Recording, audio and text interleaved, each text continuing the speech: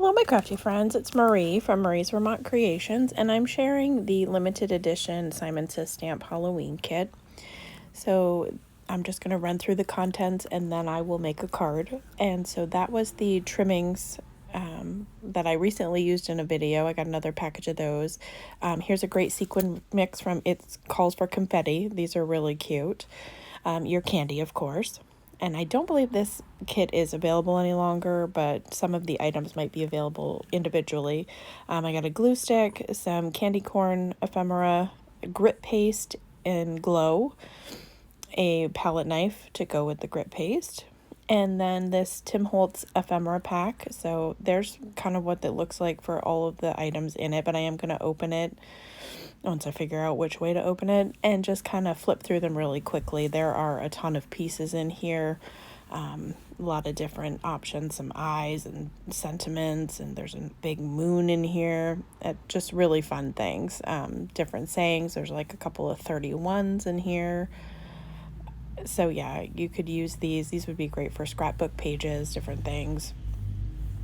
So I'm just gonna flip through those little tickets. It all kind of has a vintagey feel to it, to me, like it's been distressed, which adds to the kind of spook factor for Halloween. Like I said, you just get a ton in this package. And so I'm going to clear that out of the way. There is a $5 off coupon code that I will show you. And then there was this the die set. It's like almost like a big tag that you could use as a pullout. And then this sheet of black foam. You could use this to die cut, put it on the back of your paper and die cut. And there's an envelope in white and a metallic black one.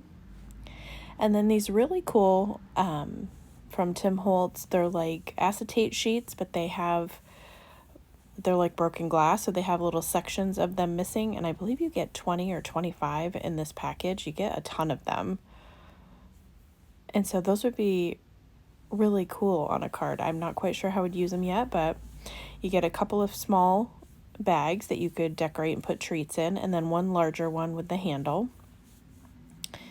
And then this stencil set, I didn't end up taking it out, but it's 2 stencils, and this is the image that it creates. And then this really awesome paper sample. It is one-sided, so I'm just going to flip through these. Look how metallic some of these are. They're just, I missed one. Different pumpkins, spiders. I end up using this one in the card that I make with all the words on it. I love this candy. I love the colors on it. Some skulls. And then some like lighter metallic for some of them.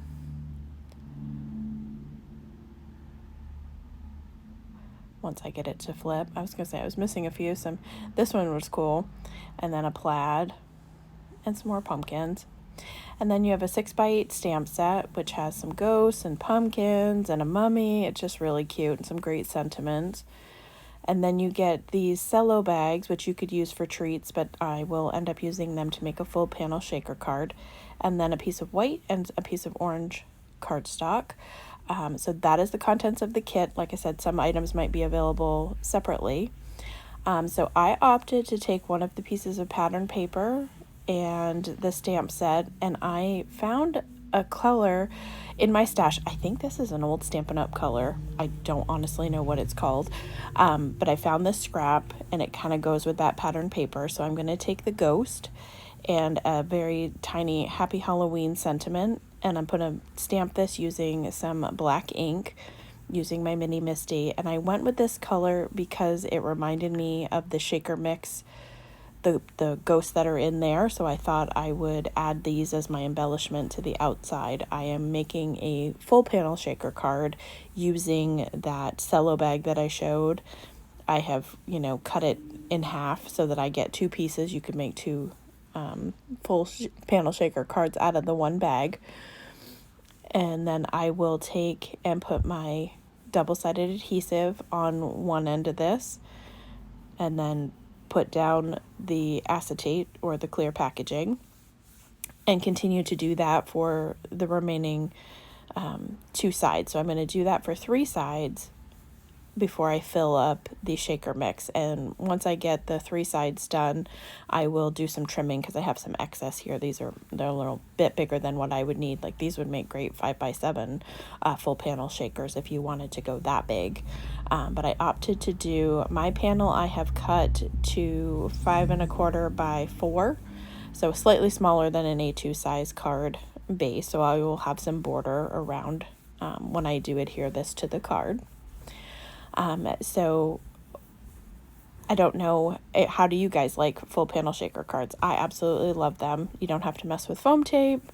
It contains everything, and they're quick and easy. Have you given them a try? If so, what's your hesitation if you haven't? Do you have any questions for me or comments? Feel free to leave them down below. So then I'm going to pour out some of this shaker mix, and I realized after I get, some of it put back, because I was like, I had a lot of big pieces, and in the mix is some gold and little stars and a variety of smaller bits. So I end up dumping the whole thing out into another little container dish here so I could get what was left in there, because I wanted some of those elements to be in my pouch, but I didn't want it to be too full. So I'm going to add just a little bit more, and then I will add another strip of adhesive and close this off and trim off all the corners so that none of them are poking out and be, so they can't be seen to, when I put this on the card, because sometimes they will, stick out of the corner. And then once I get that done, I am going to take that same double-sided adhesive and run it along all 4 sides of this and through the middle so that I can adhere this to my card panel. I am using just an A2 size card base, which is 5 1/2 by 4 1/4 scored in half. I lied. That's what the measurements are when it is scored in half. Oh boy. It's been a long day. So that's just the size of card that I like to make. You can adjust them to, whatever you prefer. You can make these as slimline cards if you want. You could do mini slimline. You could do bigger cards, like I was saying. You have plenty of sequins in this mix to definitely make multiple shaker cards. So I will be using this blend again. It has little bats and various different things in there, little spider webs. So it's a very nice mix. I am going to have to check out this company to see what other options that they have. I've seen some other makers use things from there, and they're very intriguing to me, so I want to check them out. Not that I don't have a stash of embellishments already, but off screen I did a fussy cut out the ghost and trim down my sentiment that I'm going to adhere with double-sided adhesive to the front of this panel. After I finished filming, I did remove this panel since I put it on there a little wonky and put it on a new card base, but I didn't end up filming that. I did that off screen because it was driving me nuts that it was too much space at the top, because, it wouldn't be a card project that I made if I didn't put something on wonky. So you could also use liquid glue to give yourself a little more room. So that's today's project. And as always, I hope that you have a great day.